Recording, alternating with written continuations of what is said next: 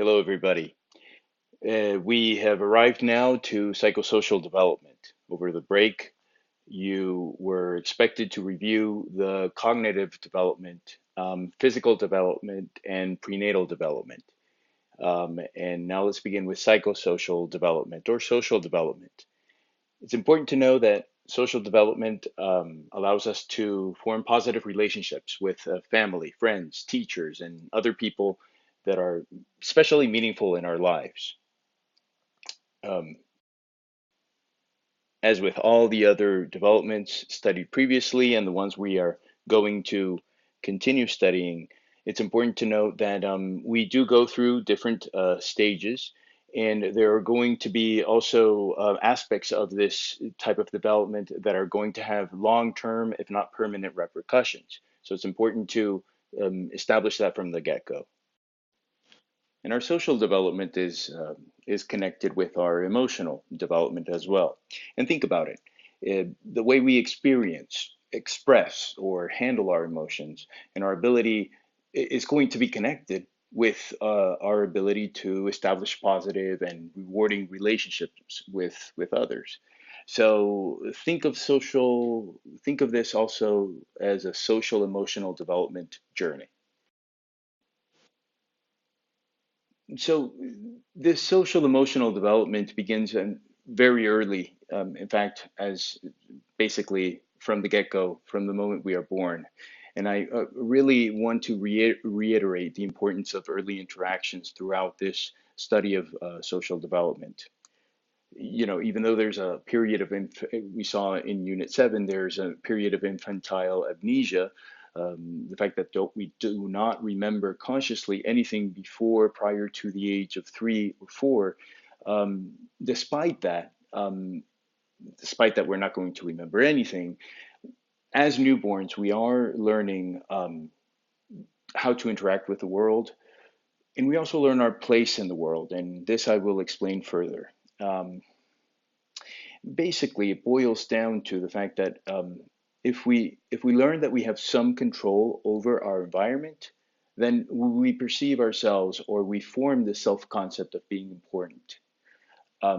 If and this depends a lot on the caregiver. If the caregiver parent is not sensitive to the child or the infant's needs, then the child or the infant will learn that his or her feelings are not important. So the role of the adult, of the or the primary caregivers, is to make sure that they are responsive, first of all, sensitive, that they understand what the child needs emotionally and also physically, and that they respond accordingly. Now, remember, much communication. This reminds us a little bit of sensation of perception. Much communication at this age, especially when we're newborn, first year, is done actually through the sense of touch. And when I say sensitive or responsive, I mean, why would a caregiver not attend to or be sensitive to the child's needs? Well, it not necessarily, of course, there are cases of cases, but this does not necessarily mean that, oh, it depends on whether the parent is a good or a bad person. Um, there are other environmental factors that are going to shape this relationship for these early interactions, such as the cases of addiction, postpartum depression, mental or other types of mental challenges and illnesses. Also, societal factors and the socioeconomic factors too. If a parent or if two parents are working, let's say 2 or 3 jobs, because they need to make ends meet and they are struggling to do so, then of course these relationships or the relationship they have with their newborn or with their child is going to suffer accordingly. So again, I repeat, during these early years, these early interactions, or through these early interactions, we as children will automatically process all these experiences, and these experiences will be the building blocks of, or the blueprint of all our future meaningful interactions throughout our development, meaning from, throughout our lives. So as an infant, we begin to discover our place in the world, and then to gradually understand how we relate or interact with our surroundings. And this is social development. The still face experiment or study, I forget if I'm pretty sure it's an experiment, developed by Tronick and Tronick, or I wonder how they pronounce that name, in the 70s, basically is a way of is is a method used to demonstrate how the disruption of the relationship between the infant and his or her caregiver, what are the effects of disrupting this communication or this way they relate to each other.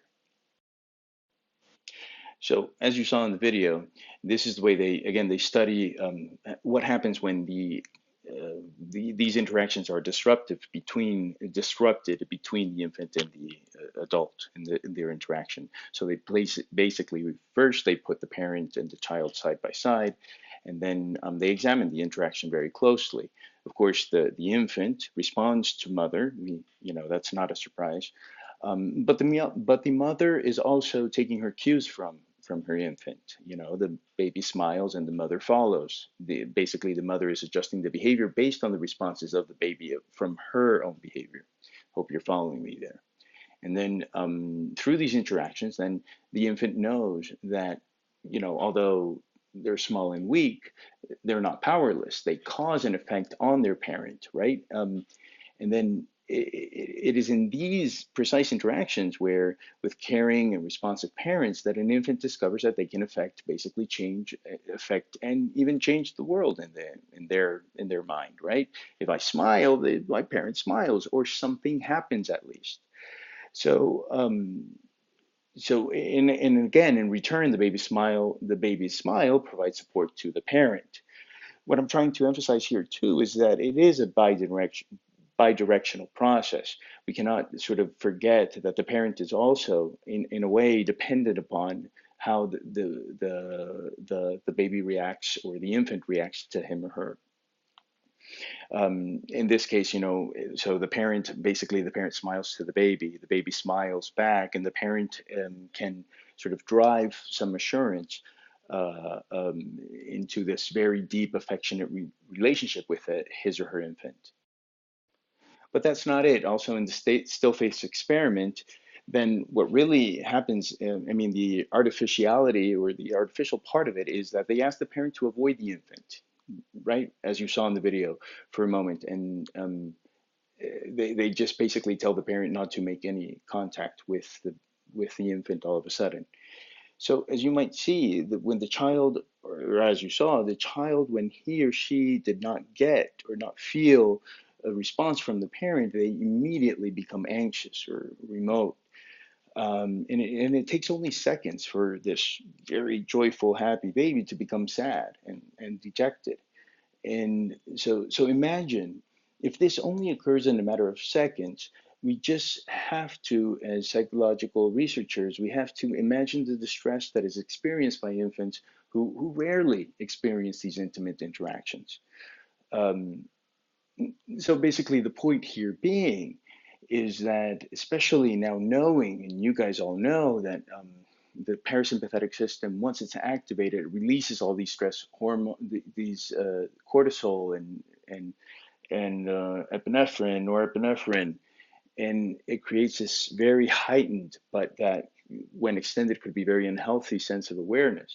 Um, Demonstrates to us that these early interactions are as important as the basic needs to be met, or as the basic needs being met.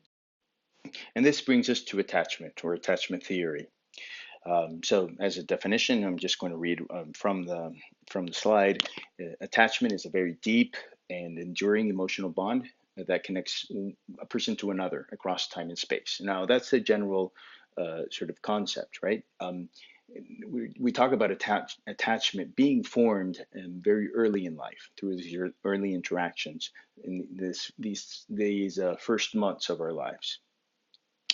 But we can talk about attachment. Not only we attach to our caregivers as newborns, as infants, and as toddlers, but we also then attach. I mean, this process of attachment also goes through development, and then we attach to our peers, our romantic partners, spouses, and so forth. But again, it is these early interactions that are going to be through which we build the blueprint towards our, and we build our, the way we attach to others in our teenage and adult lives. I need to add a note that while this bond, this attachment can occur between any primary caregiver, not even necessarily a parent, as long as it's a responsive and sensitive adult. The pioneering research of attachment was done in the 40s and 50s, so it's not surprising to know that the primary giver was almost exclusively the mother.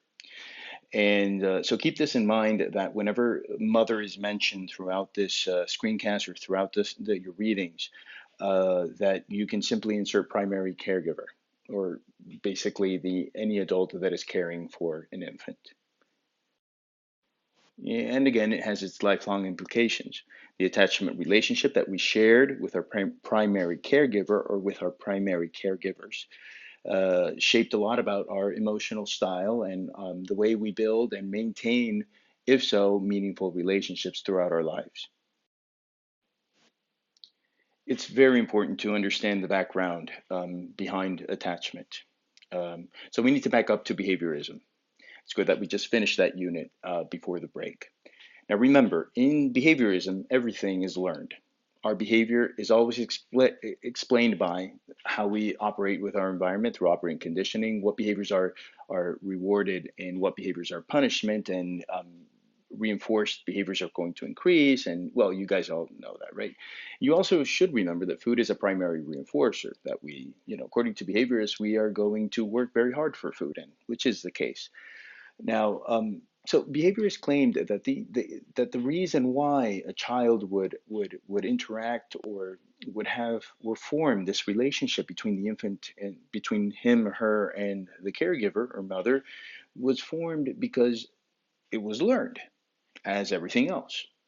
So, in what way for the newborn, it was this behavior of attaching to mother. Well, they wouldn't talk about attachment, but this behavior of getting close to mother or of loving mother was basically reinforced. How so? Well, the baby was hungry, establishes contact with mother, and then this behavior is reinforced with removing the hunger, right? Negative reinforcement. Or you can talk about positive reinforcement if you think about the food itself, if it's pleasing to the child, which is the case. So the next time I'm hungry, I know I'm going to satisfy this behavior. I'm going to be reinforced if I contact or if I connect with this caregiver, with mom. And so, of course, I love her. She feeds me. And that's the way behaviorists would explain these early interactions. So, in short, basically, from the standpoint of the baby, love was basically a byproduct of this need being satisfied.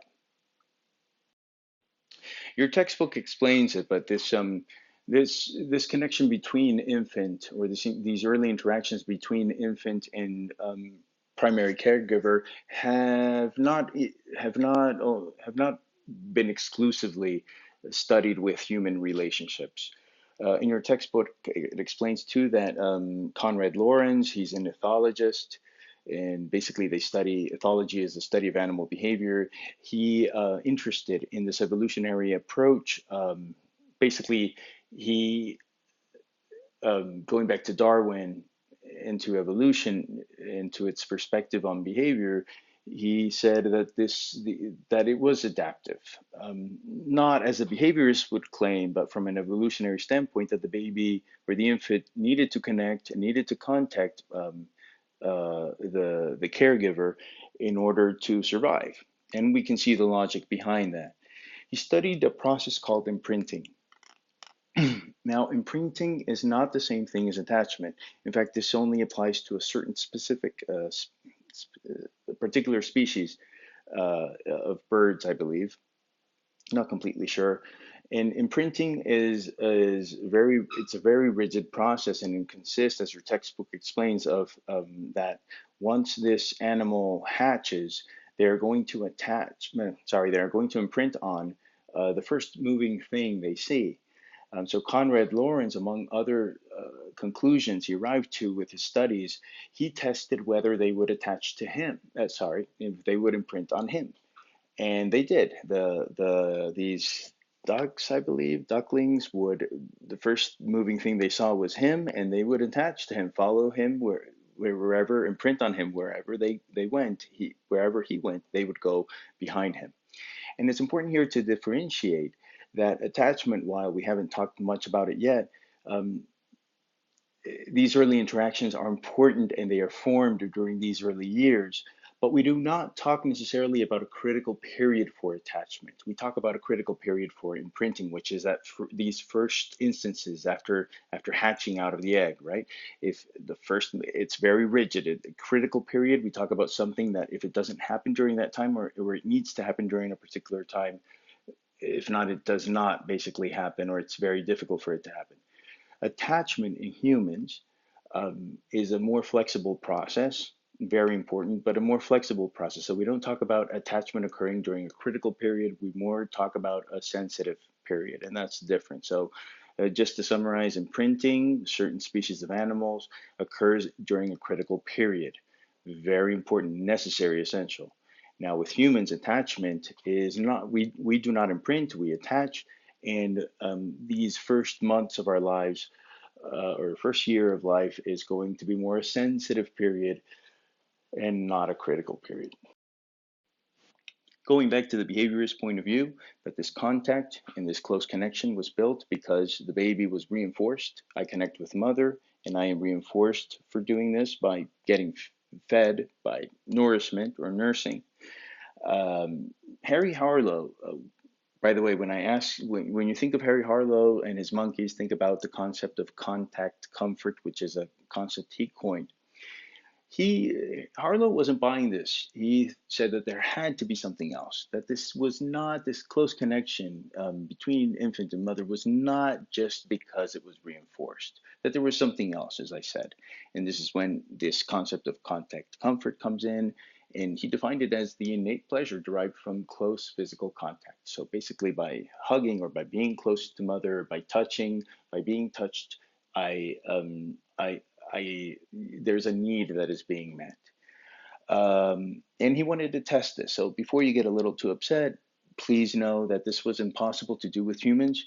And think about also the rich information to psychology and to behavior in general that was derived from this. So he decided to separate two conditions. He worked with rhesus monkeys, by the way. He decided to separate the feeding or the nourishment condition, right, which is the behaviorist point of view. They say that this is the essential part of this early interaction and this closeness, how it develops, versus contact comfort. What Harry Harlow said was he proposed this idea that this connection was because to there was a need that was again derived from this pleasure of being close to somebody else physically. So, as you might have seen, the findings of this study, Harry Harlow's monkeys, were monumental in many different ways. So, in addition to dispelling this idea that feeding was the main element in this, or the most important factor in the establishment of this bond between the infant and the mother, it also challenged this prejudicial thought that only mothers could be the ones, or ideally the ones with whom the infant attached. As you might have seen, Harry Harlow's monkeys provided evidence that as long as the caregiver provided contact comfort, this love manifested through touch. It did not matter whether it was the father, the mother, or the grandparent. So, this idea that the mom had to stay at home and that the parent, remember the zeitgeist of the time, the era, we're talking about very, very in the 50s, 40s, and 50s, and it was very rigid. One would never think about a female leaving her babies at home and for the father to stay at home, taking care of them. Well, Harry Harlow's monkeys provided evidence that this affectionate bond or attachment could form with fathers too. People are very important in this module, so please have the names very clear and what their main findings or their proposals were. So again, continuing on this background, John Bowlby, huge name. He's a psychoanalyst. I believe he was also a child psychiatrist. He worked in London in the 40s and 50s. He was aware of Harlow's work, and he specialized, or he observed children in that were abandoned. This was during World War II.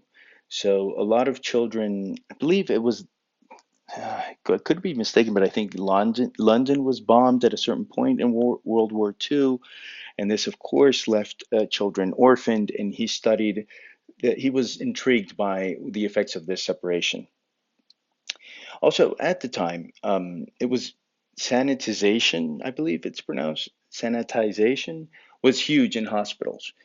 Basically, keeping, it was paramount, and they wouldn't keeping germs away, so they wouldn't allow people in, and they would because they would bring germs and they would contaminate.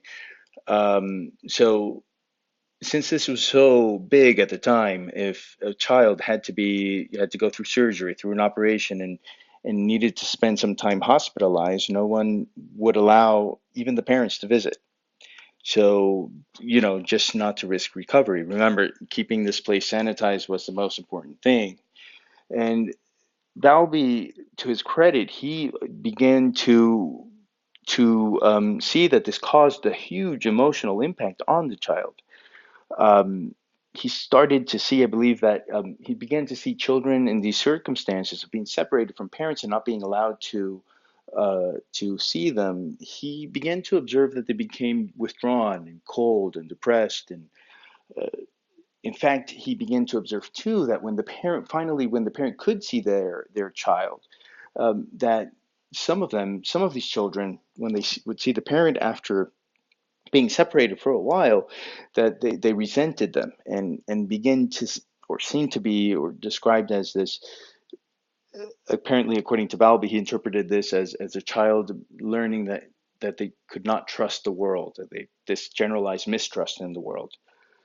Balby also observed this term. This is important: the failure to thrive, and this is when a child or an infant, their physiological needs are met, but still, even despite that, the physical milestones are not achieved or are delayed.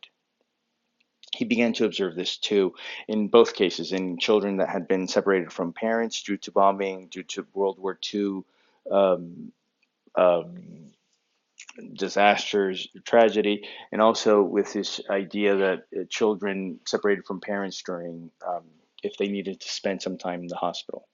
So, John Balby, combining the findings and observations of his own through these experiences and those of Harlow's monkeys, because he was aware of this study, he begins to formulate attachment theory. Now, the main name when it comes to attachment is a student of John Bowlby. Her name is Mary Ainsworth. She is an American Canadian who completed her studies in psychology in the University of Toronto. She marries an anthropologist. This is in the 50s, and she follows him to London, where she meets Bowlby, and they work together on expanding and elaborating on this attachment theory. We'll see in a minute how Mary Ainsworth is basically the pioneer, the one who really describes this attachment system, and through natural observation at the beginning, and then she has an experimental method that we'll describe in just a bit. As I mentioned previously, Mary Ainsworth is married at the time with an anthropologist, and she follows, due to reasons because of academia, he had to travel to Uganda, and she follows him. She sees this as the perfect opportunity to observe interactions in a very drastically different culture. She stays there for 9 months, basically immersed in the culture, observing them, and she would she would observe. She was there to do the following: first of all, to identify important patterns of behavior in these early interactions, if there were different phases during this first year of birth, from the moment of birth till the infant was 1 year old, and to see whether she had this idea that there were different styles of attachment, and she began to observe similar patterns despite the fact that this was a very different, radically different culture. Then again, Mary Ainsworth travels again with her husband to Baltimore. Once they settle down, she finds a sort of a, I think they invite her to teach at Johns Hopkins University. And in Baltimore, she took this opportunity to do exactly the same thing she was doing in Uganda, observing interactions between mother and child, and basically how, if the baby was crying, if the maternal response, how would the mom respond to the baby's crying, sort of, again, seeing whether the mother was sensitive and responsive to the needs of the child, those two key terms, and how many episodes and how were these episodes of bodily contact between mother and child. And and she would also observe them in daily life. Basically, what I mean by cooperation and disobedience there is how would the mother handle? Well, you guys are not so far away from being children. You know the struggle of the morning, getting ready to go to school, getting dressed, eating breakfast, and brushing your teeth and everything, and how the mom in these cases were how would they respond to these sometimes frequently frustrating situations. So I want to reiterate that while Balby may have come up with attachment theory, Mary Ainsworth she's the one who basically defines it and describes this system. Um, this is how the child gets what it needs and how his or her needs are met, and how the child establishes proximity to the caregiver and maintains this proximity to the caregiver. She comes up with some preliminary findings, which is that the mother acts as a secure base. Remember that term, secure base.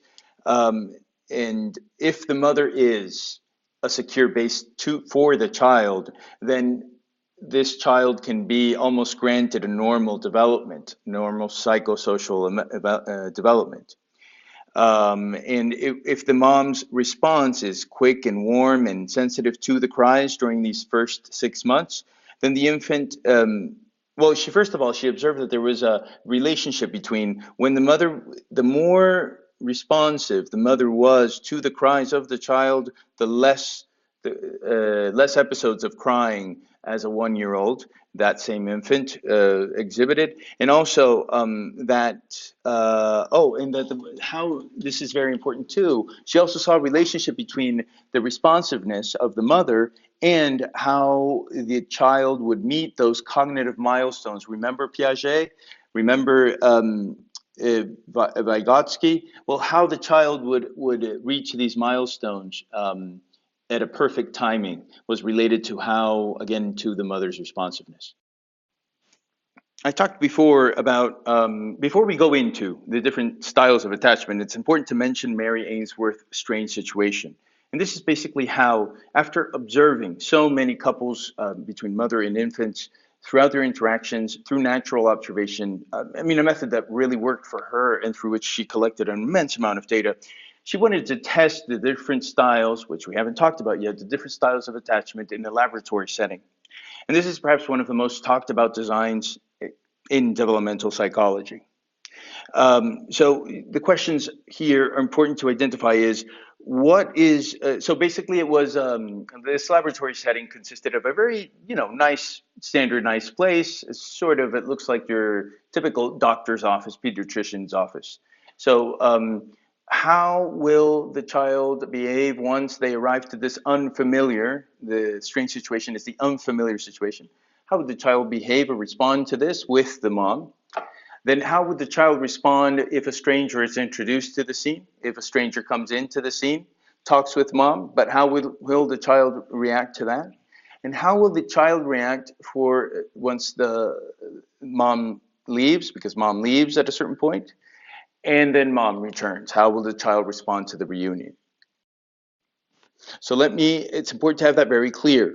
This assessment of attachment designed by Mary Ainsworth, this strange situation consisted of a child and his or her mom arrived to an unfamiliar room, which was a nice room, not threatening at all. Again, seems like your doctor's office.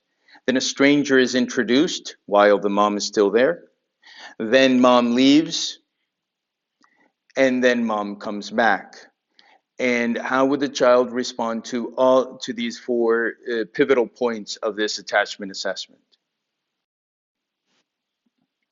So, what did Mary Ainsworth find? Well, she actually found that the majority, I believe close to 65% of people, children, sorry, from the study had a secure, although I'll get back to you on that to confirm. But I am sure that most of the children exhibited a secure attachment style. What does this mean? Okay, so when the child arrived in the new environment with mom, the child feels confident. This is very important, so take notes. Felt confident in controlling his environment. He wants to explore. He or she plays, moves around, right? And the other important thing at this point in the new environment with mom is that the child uses the parent as a secure base. What does this mean? Well, that looks back, make sure that mom smiles, is calm, and is generally checking in with mom's emotional response to his or her behavior as he or she explores and makes new discoveries in his new environment. Now, remember, secure base, mother acting as secure base is essential here because this related to the long-lasting implications. In Harry Harlow's study, the monkeys who had been raised only with the bare wire mom, as you saw also in the video, when placed in a room with other monkeys or in a room just to explore by itself, most of them would cower and distance themselves from the group or from this unfamiliar situation. Because again, they didn't have that secure base that wouldn't allow them to explore. What happens when mom leaves in a secure attachment? This is very important, as your textbook explains too. The child shows distress, screams, protests, does not want to play with toys, is upset. Remember, at this point, the stranger is also introduced in the scene, has been introduced. At the beginning of upon departure, he wants nothing to do with anybody. Very very upset. So again, don't think that because the child has a secure attachment that would not feel distress. No, on the contrary, the child feels distress upon separation and experiences what a term, which is also coined by Bowlby, I believe, is separation anxiety. And then finally, what does the securely attached child do upon reunion? The child makes immediate contact with the parent, is easily soothed, is excited, is happy to see the parent.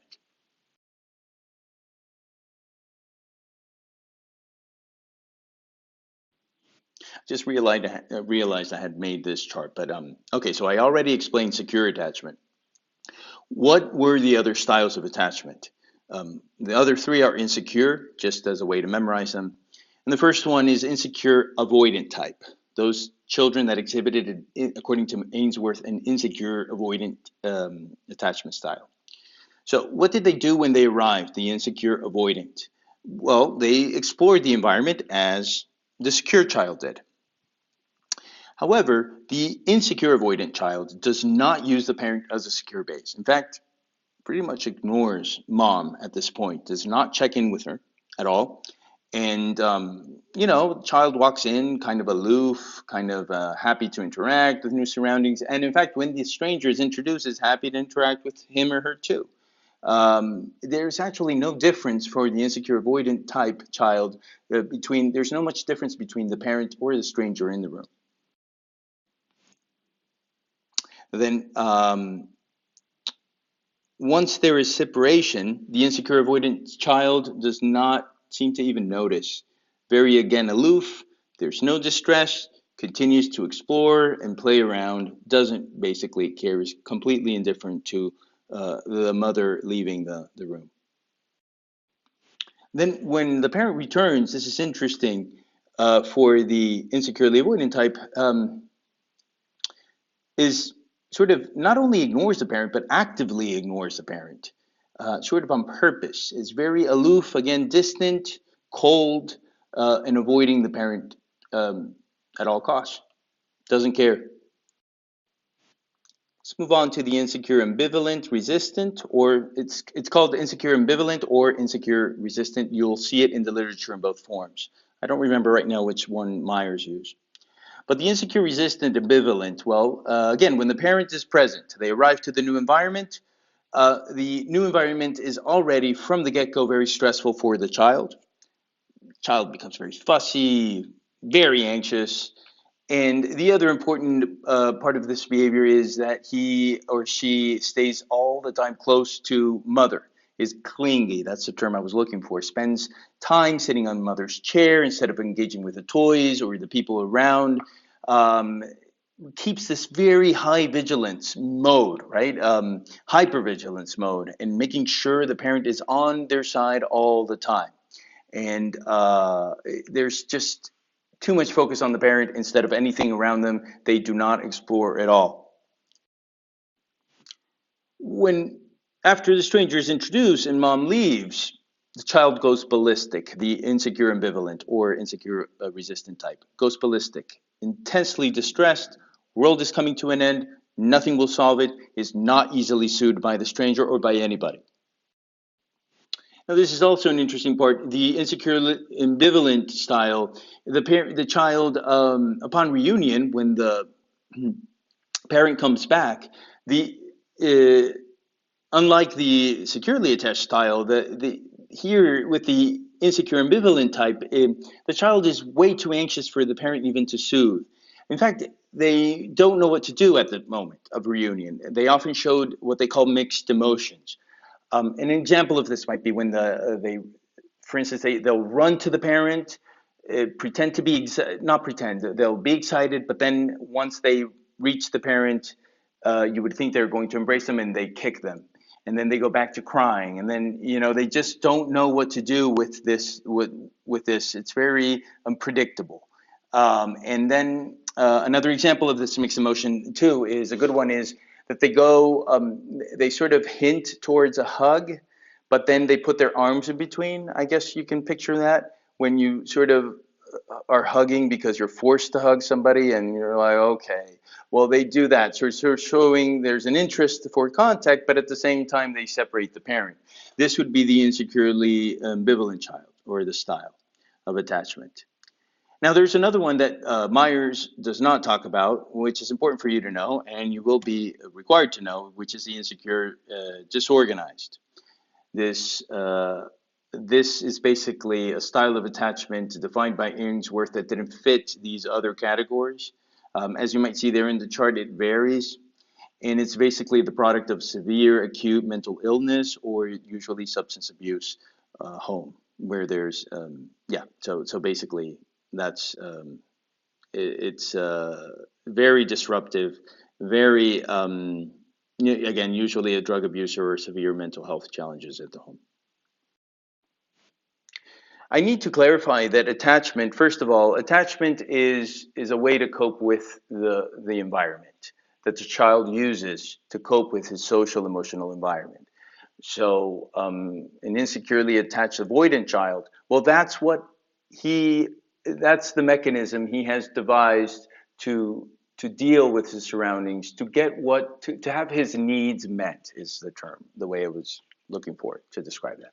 So it's a way to meet my needs. I will use this way of attachment, and I will use it throughout my life, basically as a way to deal with my social, emotional management and responses to my environment. The other thing I wanted to clarify is that attachment is a result of the input on both from the parent and the child. Of course, the parent is essential here. The input is the most important because the adult is the adult, and the adult is the sort of the pace setter of this relationship of these early interactions. However, the child has its input too. Just call the child an it, but his or her input too. And we're going to go into that in just one second. So basically, and I don't want to call these parental styles, but I want to you might be asking, hopefully you're curious enough to ask how the parent needs to be, or you're asking yourself, I wonder what the parent needs to do for these outcomes of attachment to occur. Um, and we'll go into that. I don't want to confuse these with the parental styles, the Baumrind theory that is at the end of the module. These again are based on Mary Ainsworth observations, natural observation data, and strange situation. So what she noticed was that most often, the secure attachment, children that exhibited secure attachment style had parents or had a caregiver, at least one main caregiver that responded sensitively and quickly to the child's needs. The child feels a sense of control of the environment. I refer again back to the still face experiment, in which the child feels that he or she does something, makes things happen in the environment, controls this parent, this person, this adult he or she is interacting with by making them smile, by making them respond to their expression and to their touch. And again, also securely attached children were also, this was associated with parents that expressed frequent and consistent expressions of affection. Again, touch-wise, that hugged a lot, kissed a lot, their children. The insecurely avoidant, it might not be a surprise, that is associated most with parents or with the main caregiver being cold, aloof to the child, not involved. They're also the insecurely avoidant child, or with the insecure avoidant style of attachment, also is related to having harsh and very strict parents, similar to the styles of parenting Baumrind's the authoritarian style.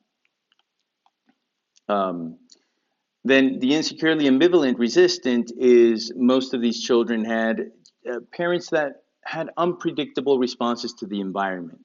What does this mean? Well, that the child needed to remain very close and observant of the parent to see how they would respond that day to the environment. So perhaps we're dealing here with a parent that is very unpredictable, moody, and also with a chaotic environment. What does this mean? Well, that the child is placed in frequent situations in which perhaps he's playing with the caregiver, but then all of a sudden they need to, I don't know, escape from the house because there's a physical fight between there's family violence, or there's an episode in which there's a lot of, oh, we're playing, we're interacting, but it gets interrupted with a fight or with an episode or violence or something related. I guess you can get it. There's a very unpredictable environment, I would say, is the bottom line.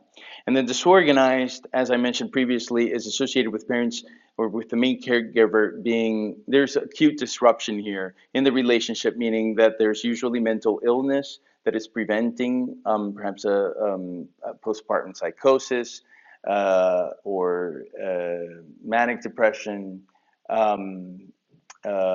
or severe substance abuse.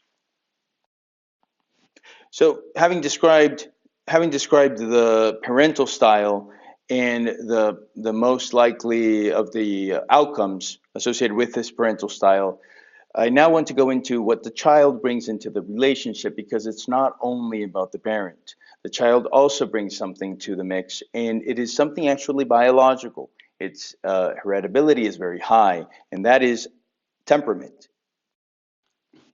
Temperament is, as the slide says, it's an individual's characteristic level of emotional excitability or intensity. Again, how we react emotionally to our environment. Please don't fall under this trap that temperament is only about negative, meaning the drama king or queen type of thing. That is something that, I mean, there is that, but it's also somebody who gets really excited about things, who gets really happy about things too, how they respond. Whereas someone with a very different temperament from this would be someone on the low side of emotional excitability or intensity. Some people that are just, oh, okay, well, it's fine. Not indifferent necessarily. It's just they don't react with that much intensity. So again, it's emotional. The level of emotional excitability or intensity, of course, it's a continuum. It's a spectrum. We vary from one extreme to another, and our temperament, guys, is actually highly heritable. It's high in heritability. Remember that term, meaning that the variation among individuals is due to genetic factors. It's inherited. We are born with it, and it's actually an early indication of our personality as teenagers and as adults. And this is, you can see the temperament of a newborn within his or her first week of life. And again, as I mentioned, it is stable throughout life, and it's in a clear indicator. It's very strongly correlated with how we will be as certain people. Now, the way as with others in our environment, um, there are different types of temperament, and that'll be the next slide. Newborns exhibit three types of temperament, and these are easy, difficult, slow to warm up. And how do they test these temperaments? It's actually quite funny to observe. For instance, they take the pacifier away from the child, from the newborn, and they will see what the reaction are. They're going to cry bloody murder, or are they just going to be okay? Well, you'll give it back to me whenever you want to. They sort of evaluate their body language and their responses as with the little things they know what to do. There's also not a wide variety of emotion expressed at this time. But still, they can sort of associate they can differentiate between these different categories of temperament, and we're all born. We have our unique we have our unique temperament, but it falls within one of these three categories. But before we go into that, I would like to bring your attention to behaviorism and John Locke.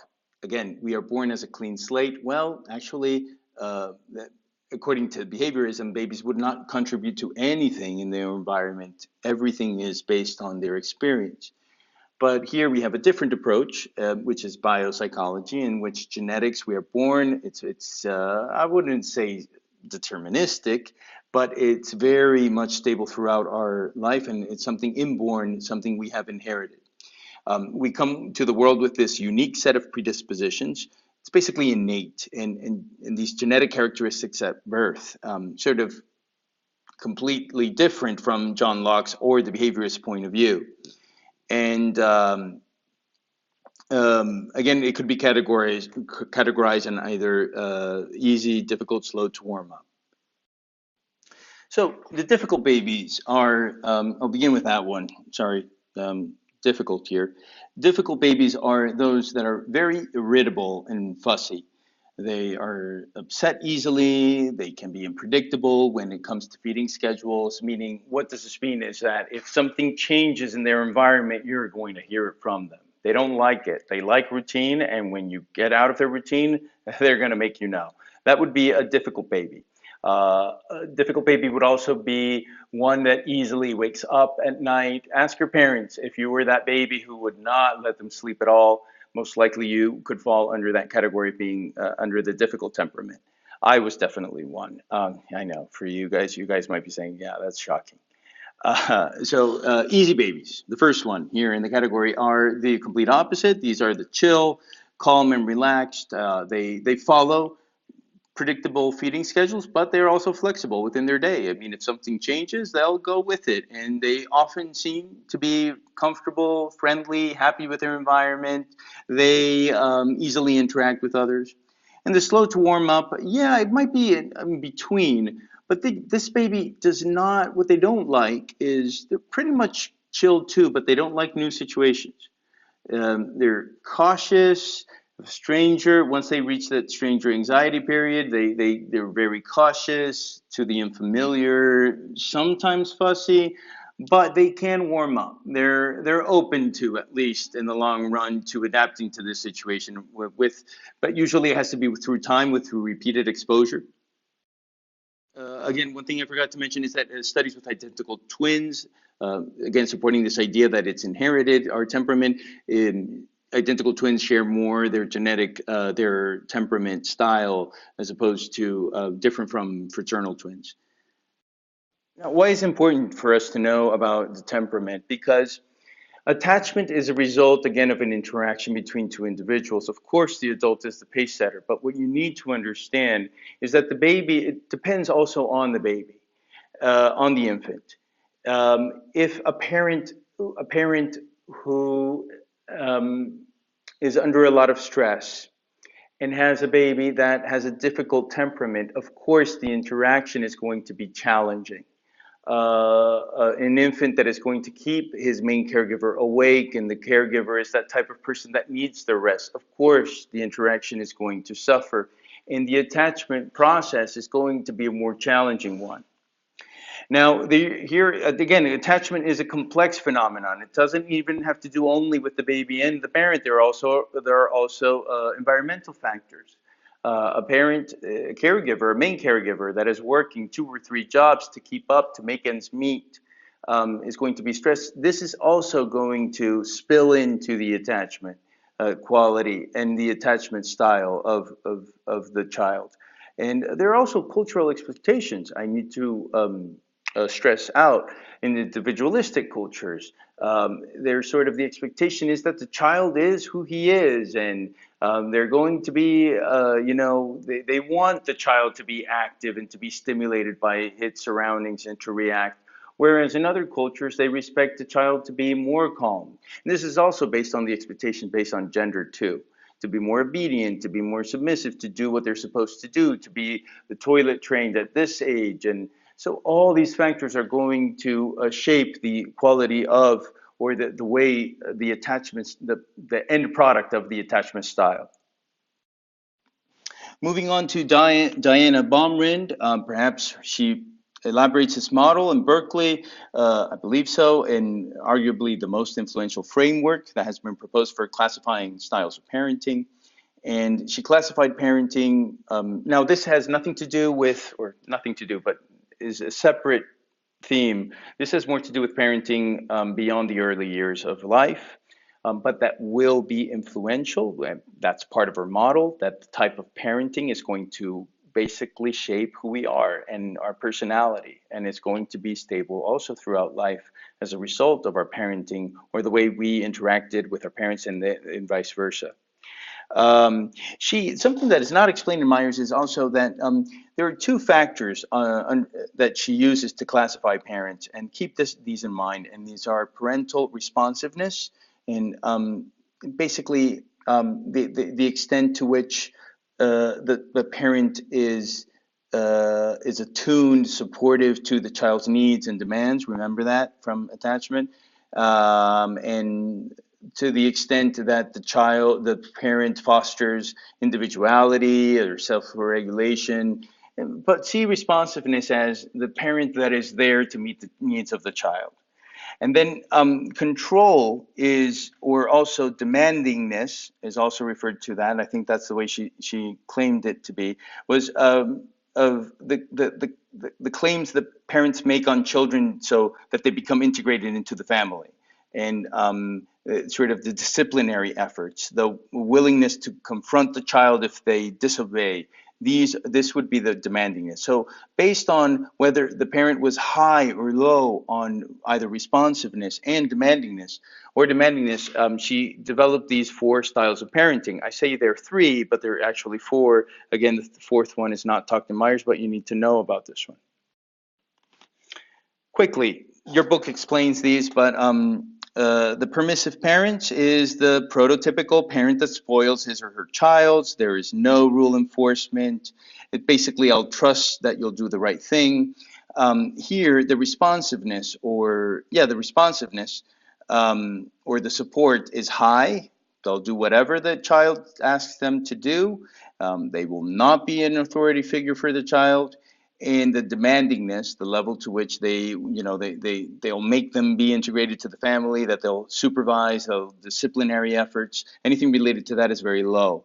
What is the outcome of this? Please remember to associate the outcomes of each, usually, not all the time. Guys, remember it's tendencies we're talking about.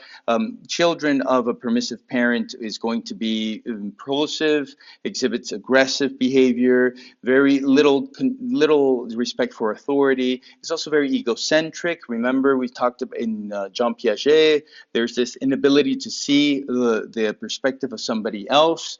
It's their needs, different from narcissism. It's more like, I just can only see what happens to me. It's all about me. And poor social skills. These go hand in hand, as you might see. Somebody who is egocentric, of course, is going to be socially awkward, or is going to alienate many people around them. And basically, establishing social, meaningful relationships is going to be a challenge. This is not talked about in Myers, but the neglectful parent. The neglectful parent, as you might see, is low on both. On responsiveness, on that support, is low, is indifferent, detached, doesn't care much. The demandingness is also low. They'll learn through their own mistakes. It's the uninvolved parent, the parent that is there, might be there, but is absent. Again, it doesn't necessarily have to be absent physically. It could be that parent could be there physically, but doesn't know much about the child, doesn't get involved. What is the outcome? This has been associated with children who exhibited impulsive behavior in their teenage and their adult years. Also, there is a relationship with drug abuse and this style of parenting, and alcohol abuse and delinquency, not following the rules, not following the law. Um, Basically, pretty much, those are the three main outcomes associated with this style of parenting. Authoritarian parent. Now, this is try avoiding getting confused with authoritarian and authoritative. Authoritarian associated with totalitarian governments, with those. I have some other examples that I'm forgetting right now, but again, try to make that association to not confuse them. This is the dictator. What I say goes. Key thing in authoritarian is that they say because I say so. It's that parent that you'll follow the rules. I don't care if you don't understand them, but you just follow them, and that's the last word to that. They will have the last word in everything. Very high expectations, and very strict, harsh. They will follow through with punishment and with expectations, and they expect blind obedience. This is key, the blind obedience part here, because it's again, there is you don't need to understand why I'm asking you to do it. Trust me, I am right here. You will do as I say. You live under my rules, and period. The outcomes of this is associated with children and teenagers and people with low self-esteem. Again, these are life-lasting outcomes. High tendency also for drug and alcohol abuse, as with neglectful parent. And also, there's a high tendency of people who have experienced this type of parenting to they tend to be depressed or very highly anxious, afraid, fearful, and yeah, that's pretty much it. They do. I think Myers mentioned something positive about this. I think they're socially sort of they show respect for authority, and it makes sense that a child from an authoritarian parent would do that. And then finally, the authoritative. It's is it Goldilocks, the one that said that just right, the porridge and everything? Well, this is that just right thing of Goldilocks. I don't know. It's kind of random. I'm tired. Um, it's a parent that will combine expectations, will set expectations, will be strict with them, but will also be warmth and will have that constant expression of affection, will be compassionate, will something key, guys, that I don't have on the slide, but that Myers mentions is that they're open to the input of the child. If, let's say, punishment. This is the type of parent, not necessarily this way, but the type of parent who says, "What do you think you deserve for that, for doing this? What? How do you think you can? How do you think you can compensate for this mistake in terms of what do you think you need to do?" There allows the input from the child to building this punishment or this whatever. You're grounded. How long do you think you should be grounded for this? Allows input from the child, establishes dialogue. There's an open communication. In terms of Baumrind's indicators or parameters that she uses to classify these different styles of parenting, you have a high level of responsiveness, meaning there's a lot of support, and there's moderate demandingness. It's reasonable. There are clear rules and clear consequences. You automatically know what's going to happen after doing such and such. And the outcome, you have self-resilience is very important, meaning you know that you can get through things. You know that you have the ability to get through things and that you will do it. There's high self-esteem. You have a positive attitude towards your self-concept, of something that is mentioned in your text that I will not explain here because then this will be too long. And so they're very socially competent. These are people that build easily healthy relationships, healthy friendships as teenagers. Romantic relationships are also come easy to them, and they just attach easily with others. Although I said I wasn't going to confuse those two, mix them, they inevitably do mix, but I guess you understand what I was trying to say. And there's also the authoritative parenting is also associated with better academic performance. Guys, listen, these were the main topics here, but you do need to, I'm going to end by saying that you do need to please read and summarize the daycare findings. I am not going to state, I don't think it's necessary. I think it's pretty complete the way Myers explains it. What are the outcomes? Does daycare influence in our attachment style or not? What has the research said about that? And there's also something else. Oh, the self-concept, how we develop a self-concept. The mirror, the child looking, and what is self-concept too is very important to understand as well. And to have a concept of self, to understand that I am a unique person that is separate from others, that, so how they test it on children, at what time in life do we develop our self-concept, and how they test it, and how do these children demonstrate it. That's all for now, guys. Thank you.